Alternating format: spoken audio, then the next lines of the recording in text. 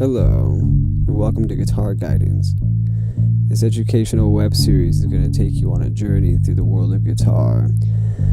As you move along throughout this adventure, you will begin to learn the basics and foundation of guitar playing. There are many different routes that you can take depending on your music preference, but Guitar Guidance will give you the necessary tools to establish yourself as a guitar player. My name is Graesyn Spiers, and I'm from Tucson, Arizona.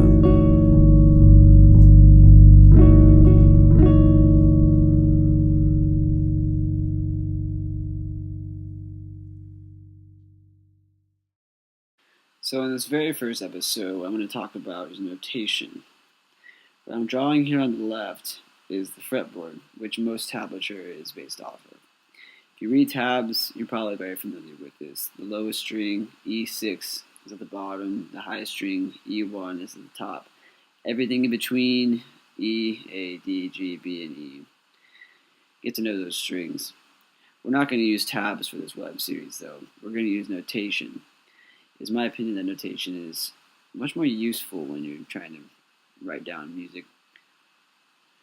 So the staff consists of 5 lines and spaces. From the bottom line is E, second line is G, third line is B, fourth line is D, and the highest line is F. And the spaces in between contain the notes F, A, C, and E respectively. Please get to know those. Now what I'm going to show you is the treble clef. This is the clef that the guitar plays in.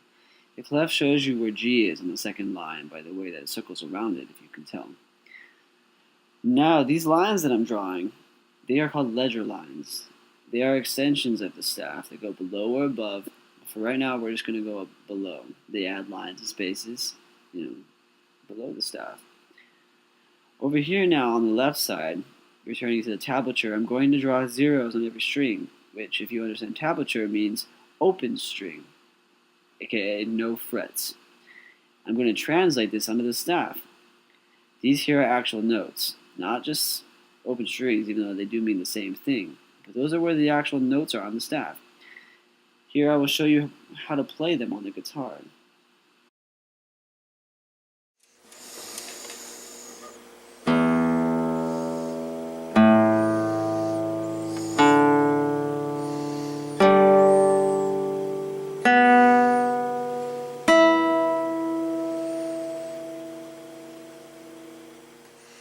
So let's keep things moving a little more now. We're going to discuss how to understand the fretboard a little more in depth, and to do so we're going to use the chromatic scale. Chromatic scale is a scale that contains all of the notes that exist in Western thought. These 12 notes, some of which are the same as the other, which we will talk about later on, are all the notes that exist in the tonal system. We use sharps when we're going up, we use flats when we're going down. That is why we have C sharp, and that's why we have D flat in the same place. And that's why we have D sharp and E flat in the same place. Keep in mind, every fret is a half step.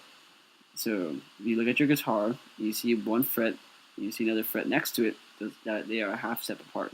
You see 2 half steps, that equals 1 whole step. Now let's talk about the chromatic scale as if it's notated in tablature form.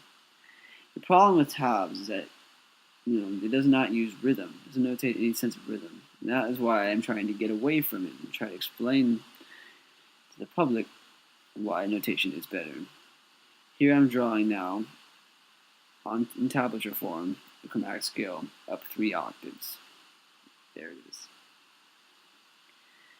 Now what I'm going to do is I'm going to draw the chromatic scale on a staff. What I'm going to do is I'm going to associate a rhythm with it. I'm going to use quarter notes in 4/4 time. We can talk about time signatures a little bit later.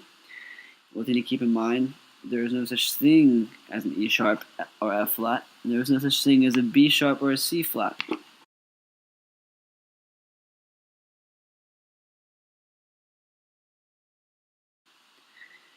As you can see, as I'm ascending, I'm not using any flats, I'm only using sharps. For that reason, being, as I stated earlier, we are ascending in the scale. Here I will notate all the notes as they are for you. Try to write them down, copy everything down that you see here if you really want to understand how to read this system. And like I said earlier, when you're ascending, use sharps. So that's why there are no flats in this.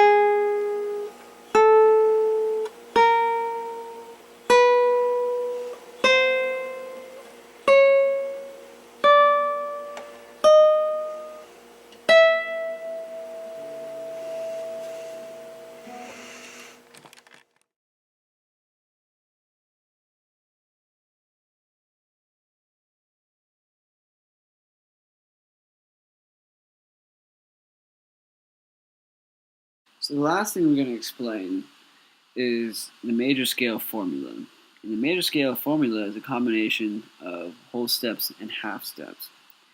This one I will not be playing. I will reveal a playthrough of this during the next episode. But I really want you to figure this one out. Try to find this on your guitar. With everything that we've explained, I'm pretty positive that everybody that visits this channel will be able to play the scale, or at least find it.